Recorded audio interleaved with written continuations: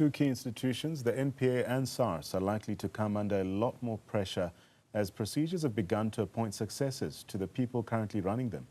The challenges facing these institutions are their new leaders, rather on their leaders will be very immense. For more on this, we're joined by Professor Daniel Meyer, governance expert at the College of Business and Economics at the University of Johannesburg.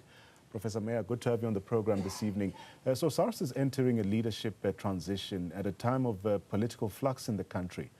How does instability at the national level then increase the governance risks within SARS? And how do institutions safeguard their mandate in the absence of political stability? Thank you and good evening. Yes, Commissioner Kieswetter's term is expiring next year, 2026. And I think, in my opinion, he's done very well. He's done an excellent job since 2019. You remember he followed Tom Monyane, and SARS was in a mess at that point of time. There's huge pressure on SARS to collect revenue. You know, our government debt is rising, and it cannot be allowed to go out of control. It's about 75% of GDP at this point, so it cannot rise much higher than that. SARS has been one of the government institutions that's been doing quite well in terms of their processes, their transparency, their collection processes, and they've even been allocated more capacity and funding from the national budget to improve their collection capacity. So they've been really doing well under the leadership of Commissioner Kieswetter. But as you say, his time is nearly up, and we need to make sure that the best of the best person can be appointed there. It's one of the few government institutions that we can trust as doing well. There's a lot of success stories with that they've done. And SARS are critical, important for South Africa, for our image, for compliance, for rule of law, for the economy. I can explain more on that, but it's really important that we appoint somebody that can continue on this path. And it is the role of the president to appoint a person, although the commissioner of SARS reports to the Minister of Finance. And also the independence of SARS is really important compared to the finance ministry. So there's a lot of issues coming up, which is concerning. Our tax base is shrinking over the last few years. The taxpayers must know that tax collected are well spent and used as value for money. And not all of us can say that about our tax that's been collected in the past. So a lot of things to balance. Yeah. The Newzroom Commission very interestingly exposed how SARS was deliberately hollowed out under state capture. Let's speak about this. To what extent has SARS then truly rebuilt its institutional capacity, but also its autonomy since then? And are their tracks still showing, at least in your view? Yeah, in my opinion, since 2019, Kieswetter has really strengthened the systems and everything that's been done at SARS. Even their e-governance part has been impressive, actually. You can submit most of your tax documents electronically. So that's been really a magnificent process so far. Even in the COVID years, they continue to collect well above their predicted budgets. So it's been a fantastic record over the last 5 years. Every year, the collection has increased over the trillions of rand that was collected, even in a very low growth economy. So they've really done well. They have recovered their revenue stability. They have refunded people in time, so there's integrity, and the taxpayers likes that a lot if there's integrity and if you get your refund in time. There's a lot of enforcement that's been happening also over the last 5 years in terms of customs, crime, illicit trade. But there's a lot of work that has been done, and we need to continue with that. Definitely, there's now pressure in this current budget year to collect a lot. They need to collect 35 billion more tax to look after that shortfall that the national budget had for 2025-2026. So there's a lot of pressure on SARS. Yeah. there's a lot of pressure on SARS. But the commissioner is appointed by the president, going back to a point you highlighted. So given this political link, how do we ensure the process is not open to manipulation or factional interests? Yeah, I'm worried about some of the late appointments of the president over the last year or two. And there could be political interference in this case again. But as I said, the commissioner and SARS must remain independent. So we must make sure that whoever is appointed through the public participation processes, that we can be part of that. The NPA has got that same process. We need to appoint the best of the best. And the next commissioner must be independent. He must have integrity, ethical. He must have ethical strength. He must have a high-tech background to improve and even continue with this e-governance processes using AI.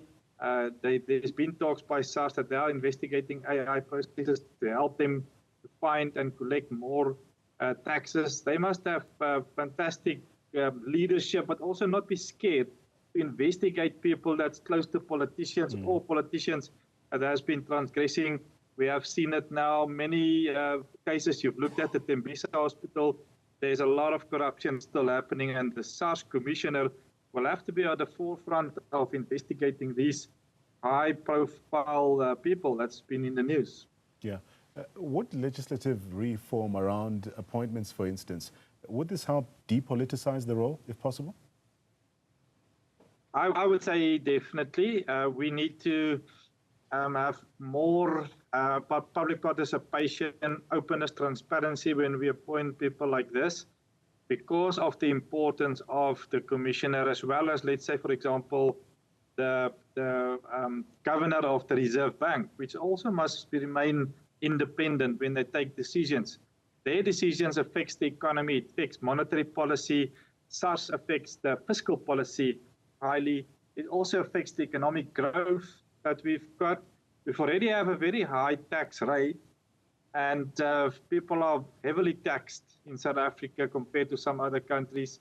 And we need, if we collect so much tax, we need to show proof how well it's spent. So the spending of the national treasury is very important, but coming down even to local government, which get their share of the taxes, how that is spent. How do we get rid of fruitless expenditure, corruption, even down at the municipal level, and that affects the economy. It affects the political processes. Next year we have got local government elections. It affects everything. That is why this commissioner of SARS is one of the key critical positions in South Africa, and this must be the best of the best person appointed. Yeah. Very interesting is that SARS Commissioner Edward Kieswetter's estimate of recovering 700 billion rand in additional revenue. This has also sparked some optimism, but is it realistic to even frame budget policy around such expectations?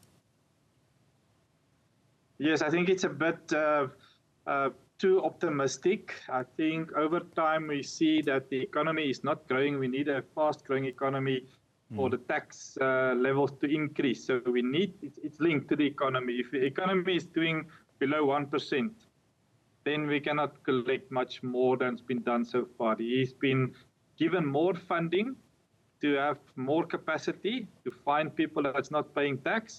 And the SARS part of the economy is so important in terms of rule of law, compliance. If the neighbor next to you is telling you, no, he got away from SARS, you will also try and do it. So everybody must pay their fair share of their taxes, and we need to see it well spent and managed well and open and transparent, like the commissioner has done over the last 5 years. It's been a very good process up to date. One of the few institutions we can say it has been a success story.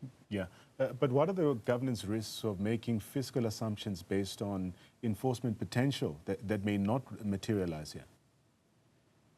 Yeah, there's a big risk. As I've said, there's a 35 billion deficit that has been allocated to SARS to collect. And that's why they've been given more capacity to collect it. But it's not a guarantee that they can collect over the next 5 or 6 months for the rest of this financial year. So there's going to be pressure. There's pressure from all sorts of institutions on the national budget. There's from higher education, there's from the police, there's from the defense force, there's from the health sector, there's from all government departments. There's increasing pressure on spending, but it's all waiting for SARS to collect, and we cannot have more government loans because we are at the fiscal cliff at this point, at 75% of GDP. We cannot have more loans coming into government. We need to, as the World Economic Forum's report say, have a lean and mean government and appoint the best of the best and cut spending rather than collect and increase the tax rates on South Africans, which is already high. And I think that is an option at this point of time. Yeah, we lost you there for a moment, Prof. But there have also been concerns in the past about SARS being used to target political opponents or even shield allies. Let's speak to this aspect. What safeguards currently exist to prevent this kind of abuse, and are they working from your view? Can you hear me at the moment? I can now. Okay. Yeah, I don't think the SARS is independent. They are apolitical. They will follow where there's been court cases. So they will not act outside of any of the court cases. So I don't think any of the people that's been followed at this point of time can say they are not guilty. So I think there's nothing like that. I don't agree that there's any illegal following by SARS of any of these perpetrators at this point. But SARS wields immense influence, Prof, over compliance and even economic behavior. How important is that that SARS remains not only technically capable, but also perceived as independent and fair? That is the cornerstone of SARS and tax collection. As soon as us, the public and business people, identify that SARS are not there to collect correctly, and they are not committed to the process, and you can get away with some of these things, then the level of the rate collection will drop, and that is one of their cornerstones. It must be integrity. We must be able to believe SARS. It mustn't be that some of the SARS officials are rogue that we had in the 2014 to 2019 period. That is a really a high risk for South Africa to have it. If we cannot collect in this high debt environment and low economic growth environment, it's a massive risk, red light that is there. But under the current leadership, there has been that risk has been reduced to very low levels, but it can easily change with the wrong appointments. And SARS is at a knife's edge if there's a new person which are not following these rules, rule of law, compliance. Treat everybody the same when you collect. You cannot go outside of the court cases. So yeah, we need somebody that is really ethical and experienced and tech-wise also to continue with the e-governance processes. Professor Daniel Meyer, thank you so much for shedding light on the deeper governance challenges facing SARS at this turning point. Of course, as South Africa enters a new phase of fiscal and political accountability, it's quite clear that the future of SARS isn't just about numbers. It's about public trust, political independence, and institutional strength as well.